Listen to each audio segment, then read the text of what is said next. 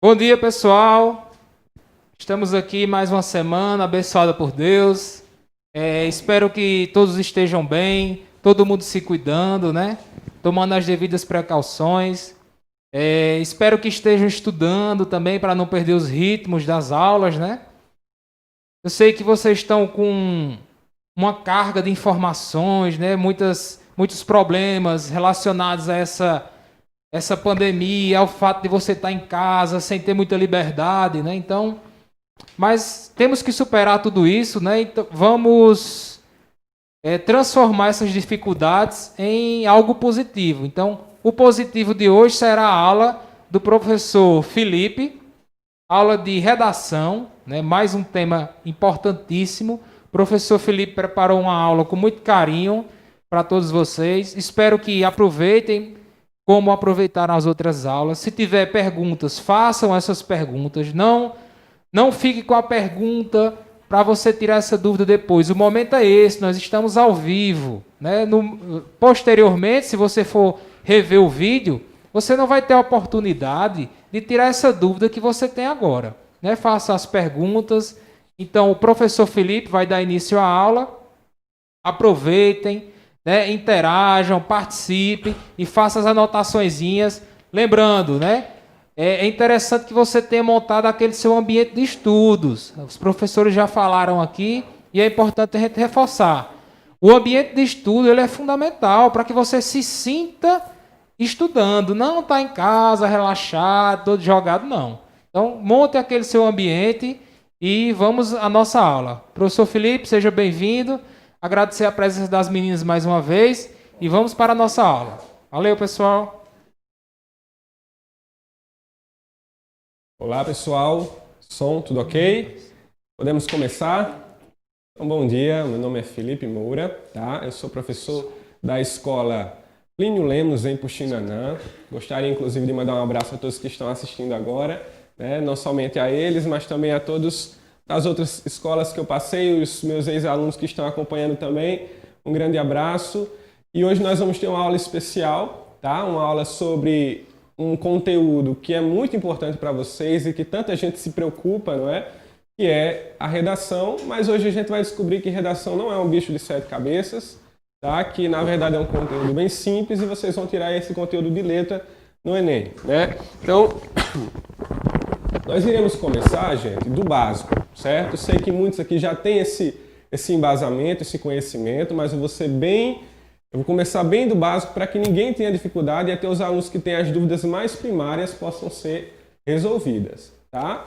Então, já gostaria de dizer que a argumentação não é importante simplesmente para o Enem, tá? Às vezes a gente pensa que esse conteúdo só vai me servir para fazer essa prova, mas não, né? Nós devemos pensar que a argumentação é importante para toda a nossa vida, seja qual for a profissão que eu queira seguir.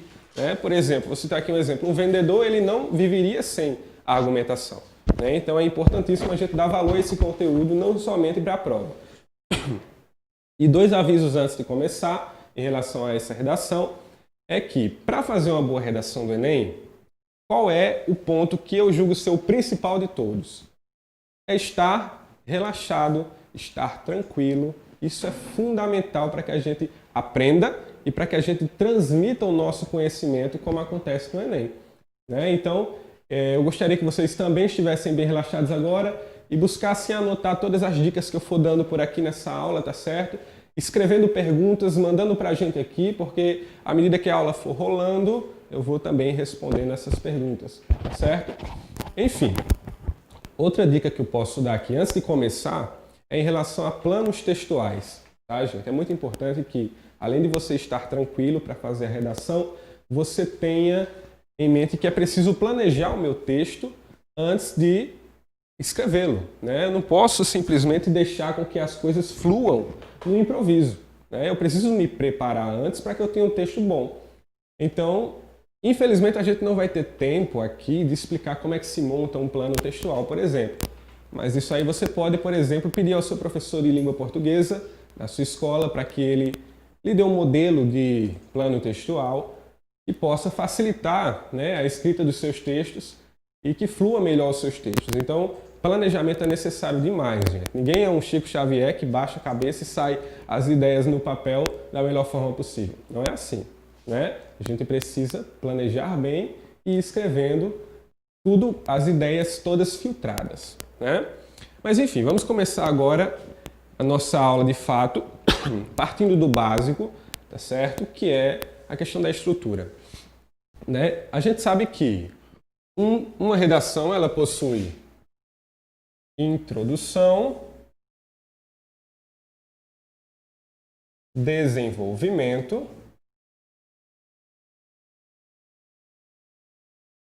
e conclusão. Toda redação precisa seguir essa estrutura que vocês com certeza já sabem, né? Mas às vezes a gente tem dificuldade de saber o que fazer nessa estrutura, dentro dessa estrutura, né? Lembrando que a redação também pode ter um título, né? Mas isso aí é opcional. E eu sempre sugiro aos meus alunos que comecem a praticar títulos, né? E ensaiar isso, porque de repente vai fazer um bem para a sua redação. Eu costumo dizer que o título é como se fosse um acessório. A gente vive sem um acessório, por exemplo, um brinco. Você vive sem um brinco, mas quando você coloca um brinco, com certeza você vai ficar ali mais bonito, não é? Então, é como a mesma coisa com o título. A gente vive sem, mas se nós colocarmos na nossa redação, com certeza vai ser um plus, né? Vai ser algo a mais, muito importante. E aqui nós vamos agora para a estrutura, certo? Geralmente nós temos, para a introdução, nós destinamos 25% do nosso texto, correto? Para o desenvolvimento, geralmente nós destinamos 50% do nosso texto e para a conclusão nós destinamos outros 25% do texto. É óbvio que isso não é uma regra que você precisa seguir à risca, mas a gente precisa escrever em torno disso. Sabendo que eu preciso escrever em torno disso, aqui, por exemplo, 4 parágrafos funcionariam muito bem, né? Um parágrafo para a introdução, 2 para o desenvolvimento, 1 para a conclusão. Vejam que eu estou sendo bem básico para que depois a gente possa avançar mais. Mas a grande pergunta que muitos alunos fazem é: beleza, eu sei que essa é a estrutura, mas o que fazer em cada setor dessa estrutura? Né? Essa muitas vezes é a dúvida. Então, por exemplo, o que fazer numa introdução? E aí, gente, eu venho com uma didática muito simples, tá? Para que vocês entendam que não é nenhum bicho de 7 cabeças e que, por exemplo, a introdução é muito fácil de se fazer, né? Nós precisamos apenas de 2 coisas dentro de introdução, tá? Vou abrir aqui para vocês verem, tá? A introdução precisa ter uma tematização e uma problematização. E aí você pode perguntar, né? Ah, mas o professor fala muito sobre tese, professor. E aí? A tese vai entrar aqui dentro da problematização, tá? Ok. Então nós temos aqui tematização e problematização. Mas como assim? Gente, seja qual for o tema da redação do Enem, você vai olhar para aquele tema e você vai ter que, antes de explicar qual é o problema relacionado a esse tema, você precisa tematizar, você precisa contextualizar. Você precisa começar o texto explicando para o leitor sobre o que você vai falar, como se aquele leitor fosse leigo no assunto. É assim que a gente tem que escrever uma redação. Imaginando que aquela pessoa que está lendo nunca teve conhecimento sobre nada relacionado àquele tema. Então eu explico o que é, eu trago um conceito sobre aquilo e após trazer esse conceito, após situar o aluno, eu posso problematizar, tá? E aí nessa problematização, o que é que eu faço? Eu preciso, como o próprio nome já diz, apresentar qual é o problema que está relacionado a esse tema. E muitos alunos já começam apresentando esse problema no seu texto. Está errado, né? A gente não pode já trazer esse primeiro impacto para o leitor. Ele precisa se situar antes de começar a enxergar o problema. Então você explica esse problema e na sua tese você vai mostrar que esse problema precisa ser resolvido, né? E esse problema ele será resolvido no seu próprio texto e a gente vai ver que é aqui na conclusão, daqui a pouco nós vamos chegar na parte da conclusão, né? Mas enfim, fiz essas 2 coisas, lembrando sempre que eu preciso de operadores argumentativos, né, que são esses recursos coesivos entre esses elementos que eu estou colocando aqui no quadro, tá certo? Então, a introdução basicamente é isso. Tematização, problematização, ok? Depois nós temos a desenvolvimento. O que se faz no desenvolvimento?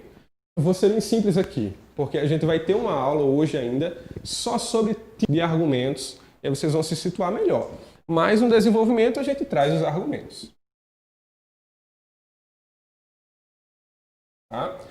No desenvolvimento nós trazemos os argumentos, e esses argumentos são de diversas naturezas, né? A gente vai estudar um pouquinho dos tipos de argumento. E nós vamos ver que não basta no desenvolvimento simplesmente trazer os argumentos. Eu preciso também trazer as minhas apreciações. Tá? Como assim apreciações?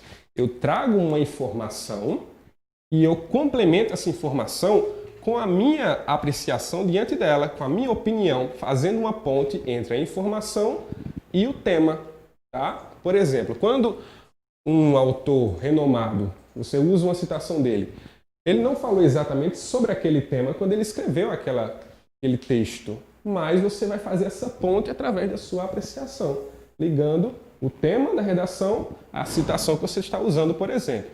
Eu estou dando só um exemplo aqui de argumento, mas nós vamos ver vários outros também, tá?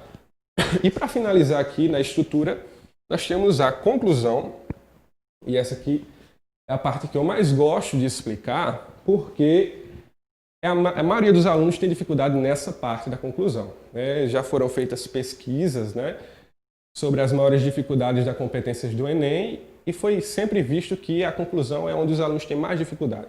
Então, o que fazer numa conclusão? É simples, nós vamos trazer uma solução. Uma solução para esse problema, correto? Ok, mas como deve ser essa solução? Né?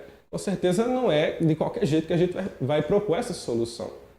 E aqui eu vou trazer um processo, gente, que vocês vão fazer, vão experimentar nas redações de vocês, que cumpre com 4 setores, tá? Eu estou usando uma metodologia que eu sempre usei e que sempre deu muito certo, né? Eu sempre proponho aos meus alunos, experimentem isso nas redações de vocês e eu garanto que na competência 5 vocês vão ter 200 pontos. Né? Então, experimentem. Né? Nós temos aqui um processo de 4 vias. Eu espero que vocês estejam entendendo bem. Caso não, coloquem alguma dúvida aí nos comentários que a gente vai tirando. Na solução, um órgão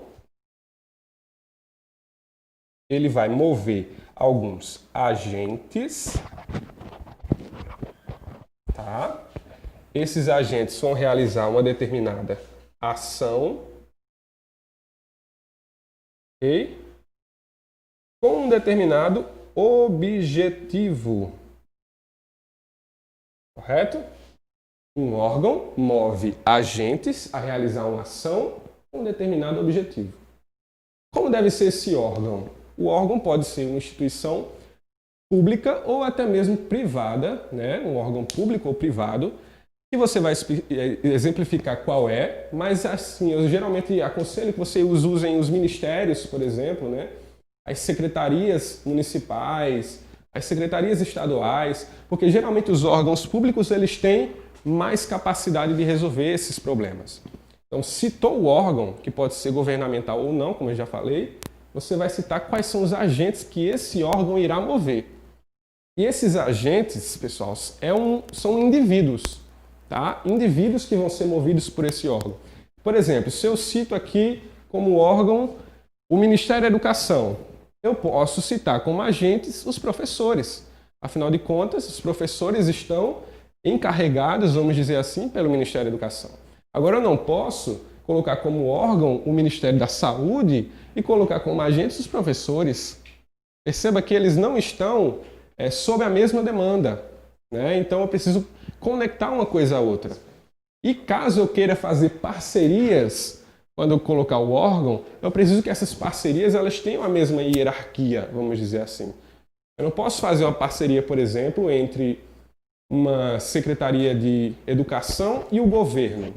Eu sempre cito muito isso, gente, que, por exemplo, governo, família, né, isso tudo é muito vago. A gente não pode colocar elementos vagos assim dentro da nossa solução. E se eu digo que o governo vai resolver o problema, Beleza, mas o governo ele se divide em vários ministérios. Eu preciso ser específico, dizendo qual é realmente o ministério que vai resolver o problema, por exemplo. Né? Então, o órgão move esses indivíduos, que são os agentes, para realizar uma determinada ação. E aqui é o ponto principal da minha proposta de solução. Tá? A ação é o que realmente vai resolver esse problema. E essa ação precisa ser 3 coisas. Vou colocar aqui. Concreta, detalhada e execuível. Vou explicar o que é execuível, tá? Sei que as palavras aqui às vezes são um pouco complexas, mas na verdade são bem simples. Uma ação concreta. O que é uma ação concreta? É uma ação que eu posso visualizar na minha mente acontecendo. Eu posso estruturar ela dentro do meu pensamento. Né? Porque muitas vezes o aluno ele traz uma proposta de solução com uma ação tão abstrata que o professor nem consegue formar o pensamento em relação a essa solução. Então ela precisa ser concreta. Ela também precisa ser detalhada, ao máximo que eu puder. E aí você vai aproveitar o espaço do seu texto principalmente para isso. Como é que essa ação vai se desenvolver? Todos os detalhes precisam estar expressos ali. Tá?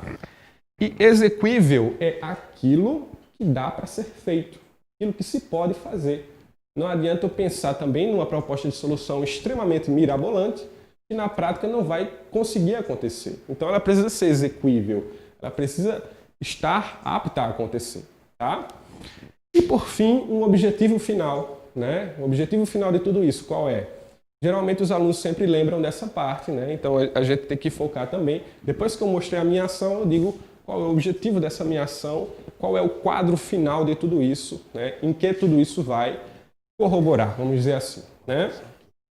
Ok, terminamos aqui essa questão estrutural, que seria realmente o básico que eu falei para vocês. Né? E aí a gente já vai entrando em um outro comentário que eu gostaria de fazer, e aí eu dou um puxão de orelha aí na maioria dos professores que eu vejo dando aula sobre redação, e aí em relação ao tema da redação. Eu vejo muitos professores preocupadíssimos com isso. Né? Mas enfim, vou guardar isso para daqui a pouco. Eu gostaria agora de se projetasse aqui, escolas que estão nos assistindo nesse momento, se for possível, Luciano. Ok, perguntas, perguntas também, podem mandar aí. Oi, gente, bom dia. Nós temos aqui perguntas da Amanda Barbosa, certo? E temos perguntas também da... Primeira pergunta, professor. Carla Alves, o agente, o meio, como fazer para que fim? O agente, como é a pergunta? O agente, o meio, como fazer para que fim? Eu acredito, e para que fim? Eu acredito que o que Carla que perguntou, não é? O que ela está dizendo é, na verdade, uma outra forma de se completar esse processo. Né? Porque, como eu falei, outros professores ensinam de outras formas, mas eu sempre ensino dessa forma, porque eu acho que é bastante eficaz. Você fazendo isso, garantidamente você completa um bom processo. Eu acredito que assim fica respondido para a Carla. Amanda Barbosa, ela pergunta o seguinte: na introdução, eu tenho que colocar o argumento do desenvolvimento 1 e 2, ou posso deixar em aberto? Você pode deixar em aberto, sim. Você pode fazer com que a introdução seja uma forma de provocar o leitor a buscar respostas dentro do próprio texto. Né? Assim fica até uma forma de motivar o leitor a querer seguir na leitura do seu texto. Tá? Temos mais uma pergunta aqui, professor. Radja Gabriele. Ela pergunta: como falar de tanta coisa em tão poucas linhas? Toda vez me perco e acabo não falando todas essas coisas na conclusão. Ótimo, ótima pergunta. Assim, eu sempre respondo essa pergunta da mesma forma.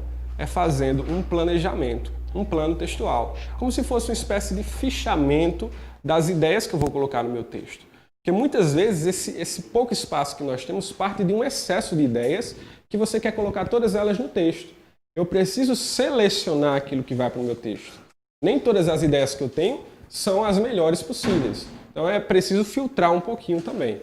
Tá? E aí isso vai partir de um planejamento. Eu sugiro que você também pergunte ao seu professor uma dica de modelo de planejamento de texto. Tá? Ok? Encerraram-se as perguntas. Então vamos continuando aqui com o que eu estava falando em relação ao tema, tá? E aí eu vou dizer uma coisa que vai soar bastante polêmica, e eu realmente quero que soe bastante polêmica, que é o tema não importa. Olha que afirmação pesada, né? O tema não importa? Como assim, professor? Então me enganaram a minha vida inteira, né? Gente, eu vou explicar essa minha afirmação, tá? O tema da redação, ele não importa para as pessoas que dominam estrutura e argumentação. Quando você domina a estrutura do texto e a argumentação, os tipos de argumento, qualquer tema que vir, você vai saber dominar, certo? Porque você sabe usar o seu repertório de vida, porque todos nós temos um repertório de vida e de conhecimentos. Você vai acessar aquele conhecimento e saber usar dentro de qualquer tema. E aqui eu cito o exemplo dos sofistas na Grécia, por exemplo, né? Os sofistas na Grécia Antiga, eles sabiam argumentar sobre tudo, mas eles não tinham conhecimento pleno sobre tudo. E como é que eles sabiam argumentar sobre tudo? Porque eles tinham o domínio dos modelos de argumentação, dos tipos de argumentação. Isso faz toda a diferença. Então, em vez de perder seu tempo procurando vídeos na internet sobre possíveis temas que vão cair no Enem 2020, em vez de perder seu tempo estudando esses temas, estude tipos de argumentos, estude estrutura da redação, né? Estude operadores argumentativos. Isso vai ser muito mais eficiente para a sua redação do que estudar possíveis temas.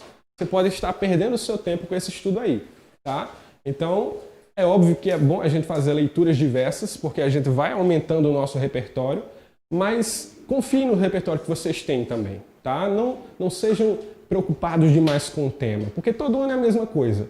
Cai um tema que a gente não esperava que cairia, né? E aí os alunos ficam frustrados, reclamam com os professores reclamam do tema. Não é assim que a gente resolve o problema, né? Então, eu preciso buscar novas estratégias, e aqui eu estou dando o exemplo de uma.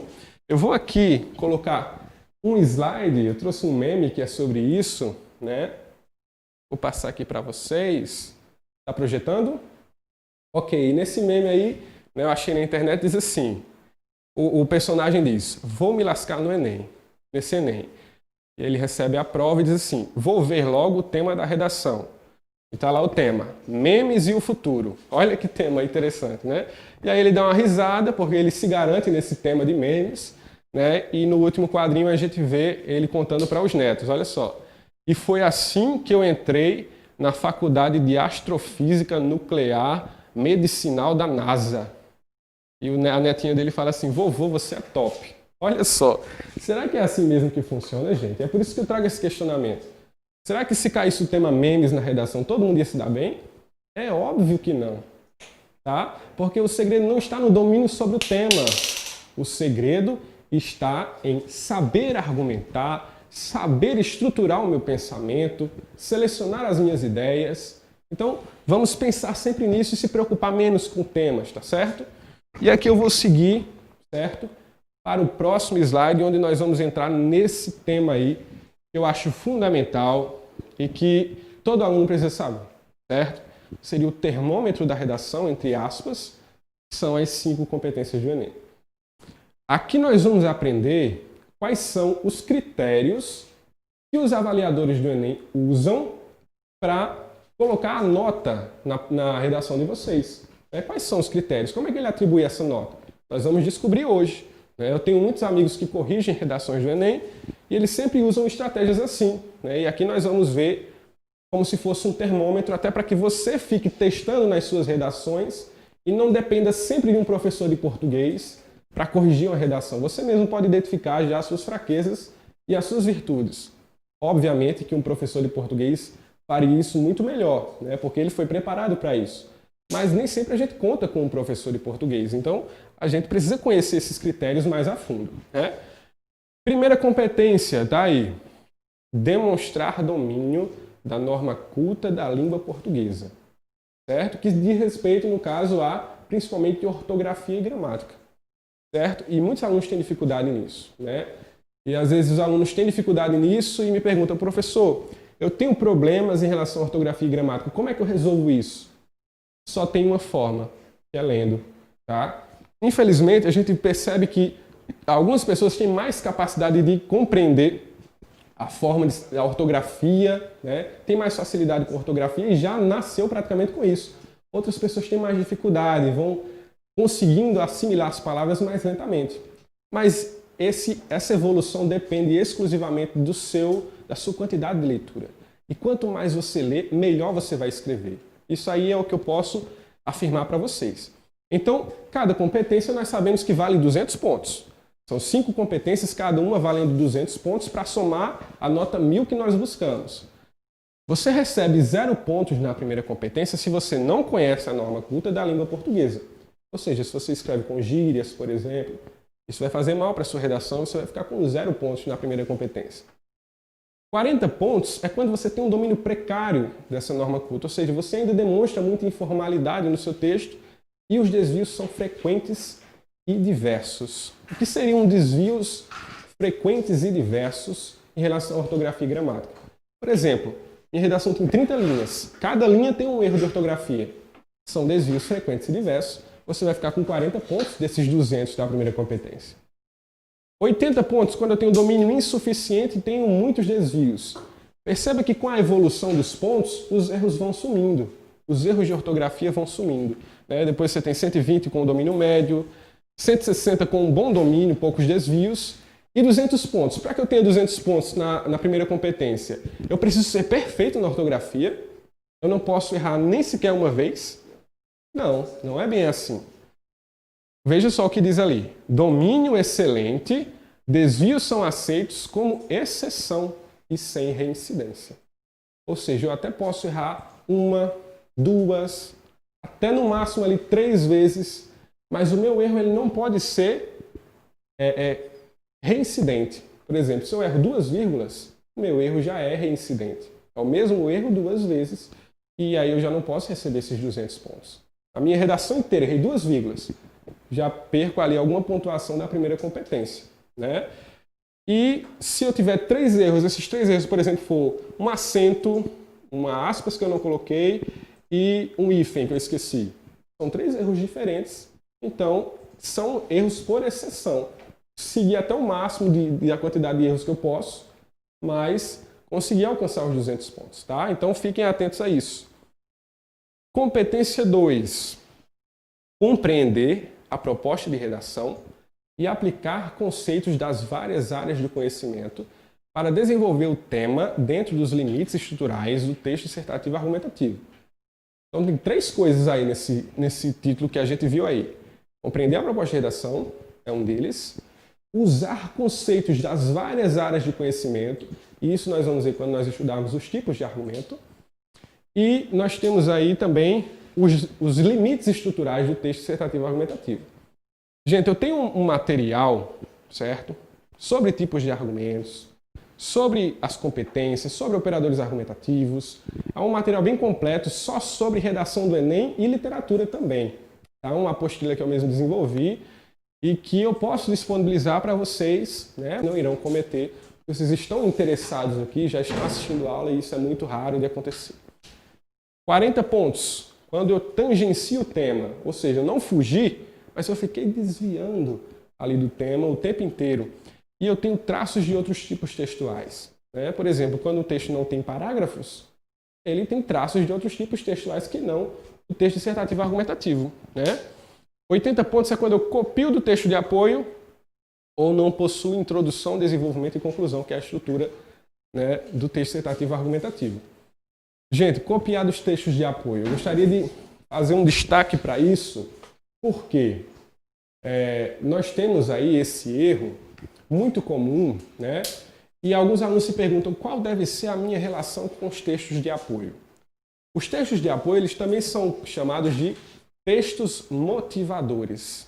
Ou seja, é um texto que eu devo ler e esse texto vai provocar a minha mente a pensar em outras coisas e acessar outros conhecimentos que não aqueles que estão nos textos de apoio. Esse é o objetivo do texto de apoio. Não necessariamente para que você use aquela informação do texto de apoio na sua redação. Pelo contrário, você precisa fugir disso. Porque quando você fizer isso, você tem que imaginar que muitas pessoas estão também fazendo o mesmo. E você está usando um argumento que faz parte do senso comum, vamos dizer assim. Então, nós precisamos trazer um texto que seja inovador. Tá? Ok. 120 pontos para uma argumentação previsível e o domínio mediano da estrutura. Ou seja, previsível também faz parte dessa prisão aos textos de apoio. 160 para uma argumentação consistente e bom domínio da estrutura. Tá? Melhora muito também essa questão e a estrutura já está muito boa. 200 pontos uma argumentação consistente e um repertório sociocultural produtivo e excelente domínio da estrutura. Ou seja, eu tenho vários conhecimentos sobre várias áreas do conhecimento e usei isso dentro do meu desenvolvimento. Tá?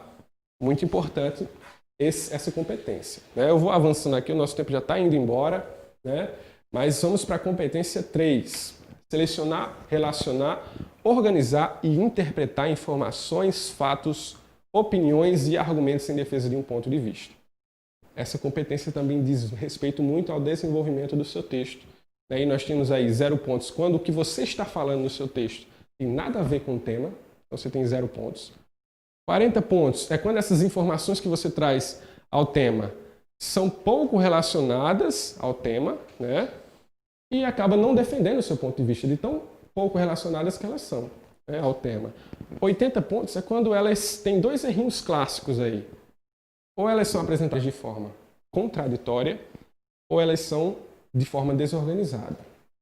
Gente, eu sei que vocês podem pensar assim, mas para ter uma contradição dentro do meu texto, eu preciso estar muito desatento, né?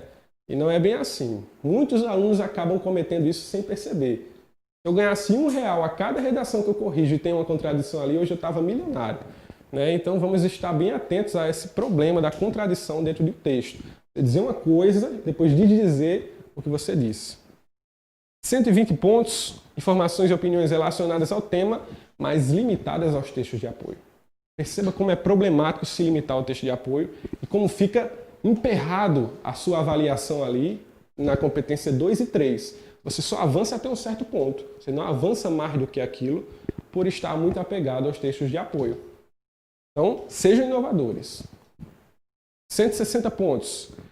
Informações e opiniões relacionam-se ao tema de forma organizada com indícios de originalidade. O que seriam esses indícios de originalidade, gente? Por exemplo, eu tenho 2 parágrafos no meu desenvolvimento. Em um desses parágrafos eu trago um argumento mais ou menos previsível, mas no outro eu trouxe um argumento muito bom, muito inovador. Então meu texto ele não foi completamente original, mas ele teve indícios de originalidade e ele ficou nos 160. 200 pontos para informações, fatos e opiniões que se relacionam ao tema de forma consistente e original. Nos meus 2 parágrafos de desenvolvimento eu trouxe inovações, comentei, no caso, eu apreciei essas informações, então deu tudo certo, ganhei 200 pontos na competência 3. Temos alguma pergunta aí? Se tiver, a gente já vai responder na medida que a gente for passando aqui. Tem sim, Felipe. Deixa eu registrar primeiro aqui a participação de alguns dos alunos de algumas escolas aqui, nossa regional e de outras regionais também, né? Nós temos a participação da Escola Itampereira, alunos da Escola Itampereira, do ECIT Professor Braulio Maia, da Escola Trajano Nóbrega, certo? Temos também alunos do Plínio Lemos, né? Do ministro José Américo de Almeida,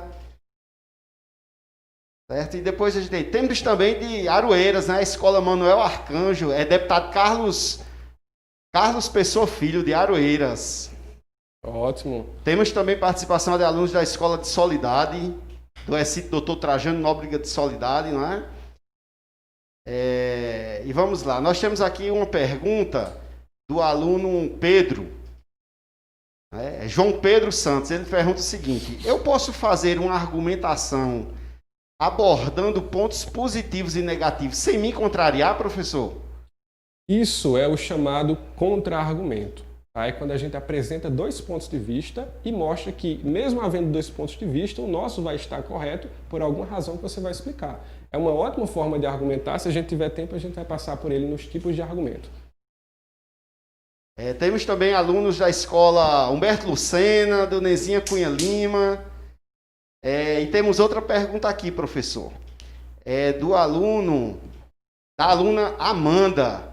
Ela pergunta o seguinte: professor, ao utilizar um dado do texto de apoio, será descontada em alguma nota minha? Essa é a dúvida? E como posso aplicar algo dos textos sem que seja descontada a minha nota? Então, Amanda, é isso que eu digo. A gente precisa desapegar dos textos de apoio. Você vai ler o texto de apoio e ele vai provocar a sua mente a pensar em outras coisas. A gente só usa o texto de apoio, de alguma forma, quando a gente está desesperado por argumento, já passei um tempo planejando meu texto, não surgiu nada na minha cabeça, então vou ter que recorrer. É a única forma que eu tenho. Mas se você tem a possibilidade de usar informações que estejam fora do texto de apoio, faça isso, porque isso vai elevar a sua nota com certeza. Temos também uma pergunta de Alberto, lá de Solidade, da escola Excite Trajano Nóbrega. Ele pergunta o seguinte, professor. Como usar a citação relacionando-a em toda a redação? Eu tenho alguns alunos que fazem isso, né? Eu acredito que seja o mesmo caso do seu, né? Que seria, por exemplo, você encabeçar o texto já com uma citação e à medida que você for montando o seu texto, você ir aludindo a essa citação. É possível isso acontecer, mas você precisa de uma grande experiência de escrita de redações para que isso seja feito da melhor forma, né? Para que não pareça que o seu texto está repetitivo, né? Então isso precisa ser bem articulado e posto de uma forma mais sutil, tá? Mais alguma? Tenho sim, tem uma pergunta aqui que pode ser o seguinte. Não colocou o nome dele porque ele está conectado como terceiro 2020. Certo. Pode-se usar modelos de redação no Enem? Modelos de redação, eu acredito que são os argumentos prontos, né? E muitas vezes vocês leem na internet algum argumento pronto ou alguma introdução pronta que é muito geral. Eu recomendo que não se faça isso, né? Principalmente em relação às propostas de solução, que são exatamente específicas para resolver o problema em questão. Então, criem sempre planejamentos próprios de vocês, evitem menos esse apego ao que a internet está sempre dizendo, seja mais autônomo no estudo, vamos dizer assim, tá? Professor, continuando com Rádia, ela já está perguntando em cima da sua resposta. E se eu souber sobre o assunto, esteja também no texto de apoio? Se o que você souber Se o sobre que eu assunto... souber sobre o assunto esteja também no texto de apoio. Está relacionada à pergunta que ela fez anteriormente, né? Assim, infelizmente vai enfraquecer a sua argumentação, né? Porque se faz parte do texto de apoio, gente, muitas e muitas e muitas pessoas vão usar e o seu argumento não será inovador, que é uma coisa que a gente precisa buscar dentro do nosso texto. Alguma coisa? Ok, então vamos prosseguir para a competência 4. Competência 4, demonstrar conhecimento dos mecanismos linguísticos necessários para a construção da argumentação. E aí diz respeito principalmente ao que eu chamo de operadores argumentativos, do que o seu professor de português pode chamar de recursos coesivos, né? Ou elementos de coesão, tudo a mesma coisa, tá? Que são pequenas palavras que ligam os pensamentos, né? Pequenos termos, por exemplo, porém, entretanto, dessa forma. São maneiras de começar após um ponto continuativo, ou de colocar entre duas ideias, né? Ou entre o meu argumento e a minha apreciação, sempre colocar, né? Quanto mais eu colocar, melhor vai fazer o meu texto, desde que não fique de uma forma forçada. Então nós temos aí, ó, a articulação do texto, 0 pontos para o texto não articulado, com ideias fragmentadas, 40 pontos para com articulação precária, né? Você ainda não vê nenhum operador argumentativo no seu texto ali em 0, 40 pontos, não aparecem operadores argumentativos. A partir dos 80 pontos, eu já começo a ter um repertório de operadores argumentativos, desses pequenos termos, mas de uma forma precária. Quase nenhum operador argumentativo, ou muito poucos, né? E essa articulação acaba sendo mal feita por consequência disso, né? 120 pontos é um repertório um pouco melhor, mas ainda continua pouco diversificado, né? E a articulação já melhorou um pouquinho, mas continua ruim. 160 pontos é quando eu trago um repertório diversificado e a articulação está boa, certo? E como é que eu consigo os 200 pontos nessa competência? Quando o meu texto está completamente conectado uma ideia a outra, certo? Completamente bem ajustado e eu usei uma grande diversidade de operadores argumentativos. Tenham cuidado para não repetir operadores argumentativos, porque isso vai prejudicar o seu repertório. Então, quando eu pego um texto, eu leio o texto, ele está completamente articulado e está cheio de operadores argumentativos nos lugares corretos, não tem como eu não dar 200 pontos nessa competência para esse texto. Né? Quando você deixa o seu texto todo estreladinho, vamos dizer assim, de operadores argumentativos, tá? Ok, vamos para a competência 5. Competência 5, elaborar proposta de solução para o problema abordado, mostrando respeito aos valores humanos e considerando a diversidade sociocultural. Ou seja, solução. Gente, na conclusão, a única coisa que você precisa pensar é nisso aqui. Não adianta fechar o parágrafo, o último parágrafo, enchendo linguiça, vamos dizer assim, trazendo informações que concluem o meu trecho, mas não resolvem nada. Né? Preciso resolver o problema. E aí está aí. Né? Se você não traz solução ao seu texto, você já começa a sua avaliação com 200 pontos a menos. Né? Se você não traz no último parágrafo a solução. Então é muito importante trazer. 0 pontos é quando não tem proposta de solução ou ela não é relacionada ao tema. Está resolvendo outro problema que não é o que você levantou. 40 pontos é quando essa proposta de solução é vaga. E aí está o problema que eu falei aqui. Ó. Eu preciso dessa ação concreta, detalhada, execuível, para que a minha proposta de solução não seja vaga e fique só nos 40 pontos. 80 é quando eu tenho uma proposta de solução elaborada de forma insuficiente ou não articulada à discussão do texto. Por exemplo, né, aqui nós temos um processo de 4 setores. Vamos dizer que eu até trouxe uma ação muito legal, mas eu não citei qual é o órgão, eu não falei quais seriam os indivíduos, os agentes, eu não falei qual seria a finalidade disso. Então, apesar de eu ter trazido uma ação muito boa, foi insuficiente. Não completei o processo, nem cheguei à metade desse processo. Então, eu fico nos 80 pontos. 120 pontos é quando eu completo esse processo de uma forma mediana. Né? Então, por exemplo, eu trago uma ação, eu até trouxe um objetivo, mas eu não citei bem esses últimos dois. Esses primeiros dois, na verdade. Eu fiz de uma forma mediana. Né? Poderia ter citado, deveria ter citado.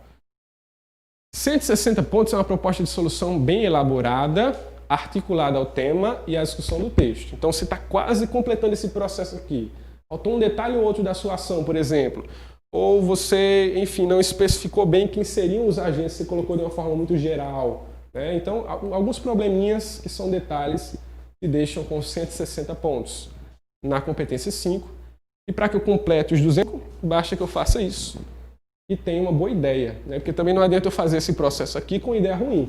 Né? Então, por exemplo, penso que num órgão, em algum ministério, os agentes, eu especifico bem quem são esses indivíduos, a ação eu falo que são campanhas, mas não somente dizer que são campanhas, eu detalhar ao máximo como seriam essas campanhas, como elas aconteceriam, né? E aí eu trazia o objetivo final de tudo isso, fechei bem o processo da proposta de solução, completei 200 pontos. Quanto tempo eu tenho aí? Tem como saber? 10 minutos. Então vamos para esses 10 minutos finais. Com isso aí que é muito importante, vocês vão ver esse material, aí, tipos de argumentos. Só pedir para mim no meu Instagram que eu mando para vocês um material incompleto, uma apostila preparatória para o Enem que eu posso disponibilizar para os alunos do estado, tá? Então vamos lá, tipos de argumentos. Aqui, gente, para que eu faça um bom desenvolvimento, eu preciso conhecer os tipos de argumentos. Se eu não conheço os tipos de argumentos, eu vou argumentar de qualquer forma. Vou falar ali, não sei nem classificar o meu pensamento. Quando eu conheço os tipos de argumentos, eu conheço as formas do pensamento. Que é como eu falei lá do exemplo dos sofistas. Eu não tenho necessariamente um grande domínio sobre o tema, mas eu sei a forma de argumentar. E é isso que o avaliador procura em você. Tá? O avaliador não está procurando um doutor em relação àquele tema, um especialista em relação àquele tema. Não, ele não está focando nisso. Ele está focando em como você argumenta, se você argumenta bem ou não, se você sabe usar os tipos de argumento ou não. Esse é o critério que ele vai usar. Tá?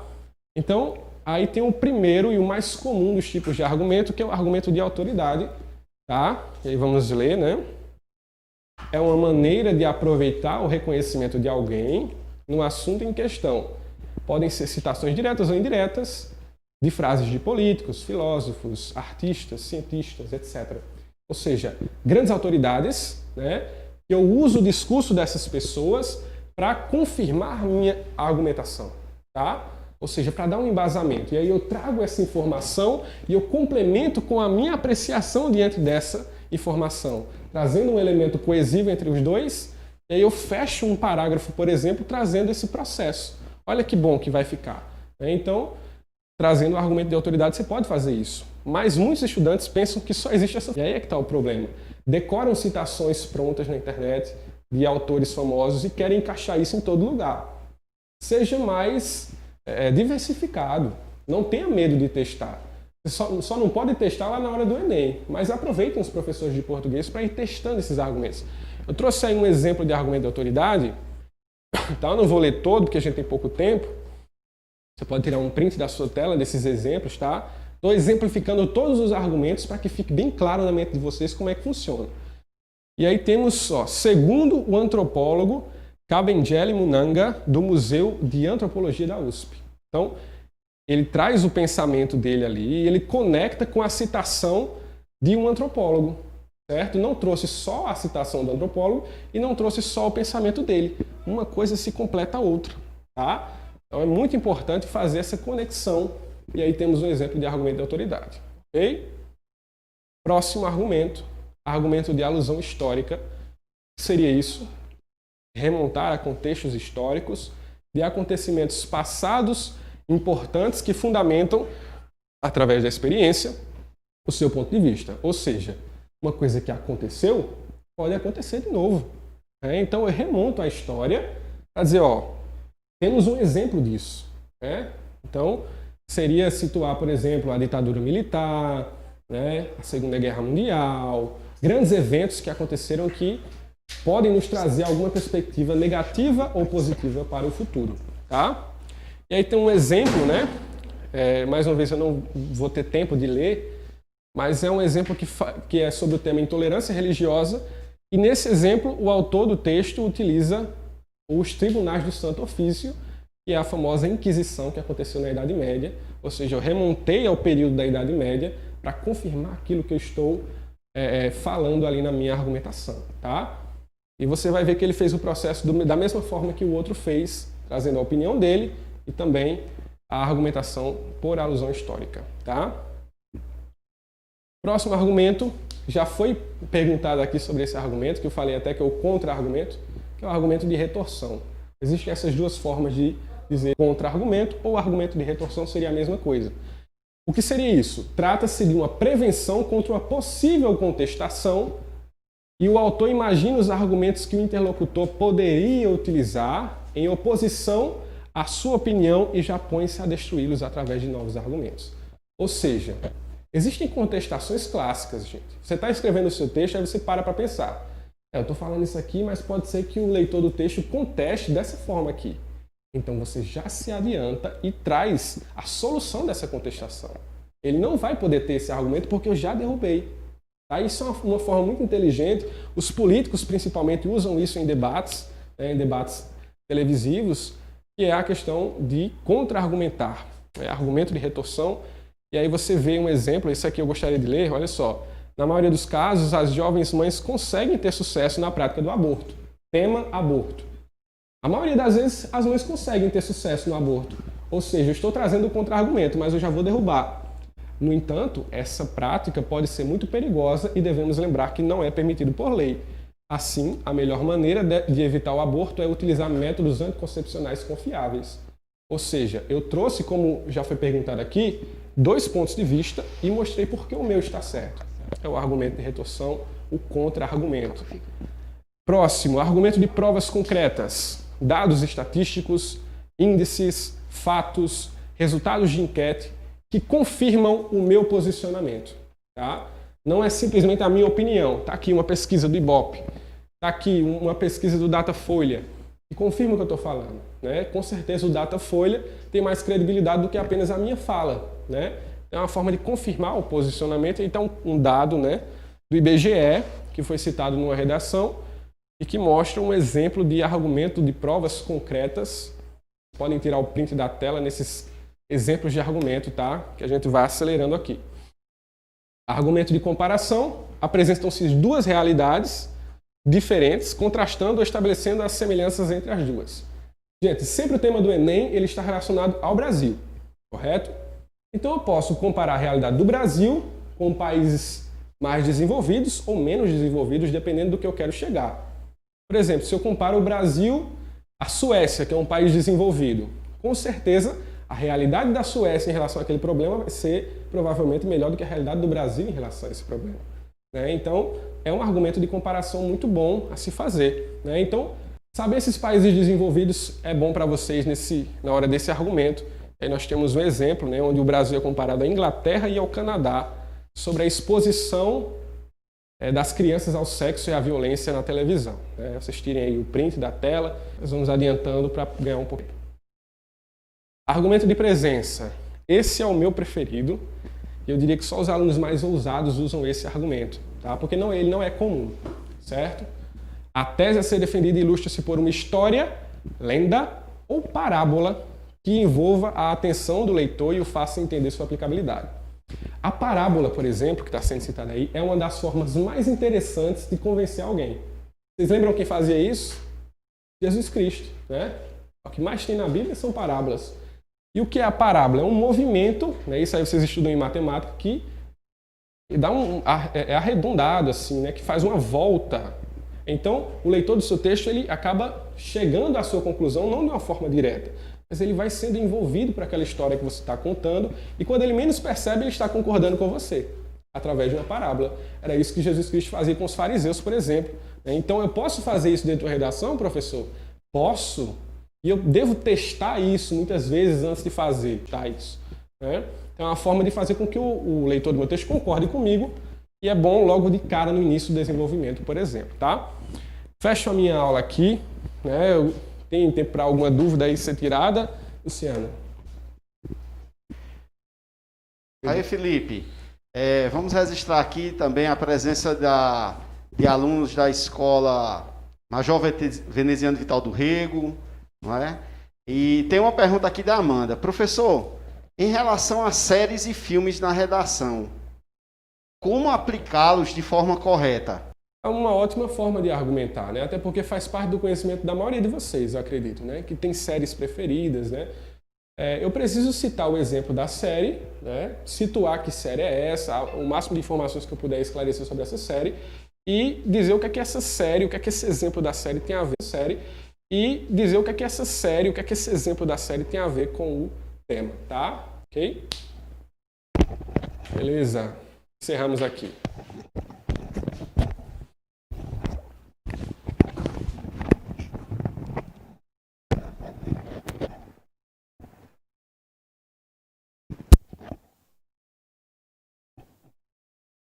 Pessoal, espero que vocês tenham gostado da aula do professor. Agora nós vamos ter um pequeno intervalo, né? Como vocês já sabem, temos um intervalo de 10 minutos e iniciaremos a próxima aula, que será com o professor Paulo, de Química.